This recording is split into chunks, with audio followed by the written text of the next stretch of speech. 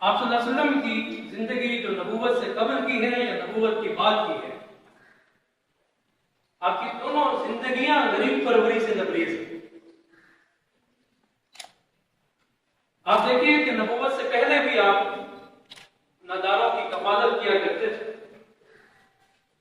اور جس کا ثبوت یہ ہے کہ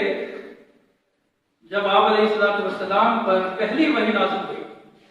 غار حرا کے اندر، اور اس وحی کے بعد آپ گھبرائے ہوئے اپنے گھر تشریف لائے اور اپنی زوجہ محترمہ سے اپنے بارے میں خوف کا اظہار کیا کہ میں خوف محسوس کر رہا ہوں، تو آپ کی وفا شعار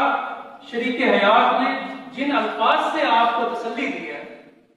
اس سے اندازہ ہوتا ہے کہ آپ نبوت سے پہلے بھی غریب پروری کا پیکر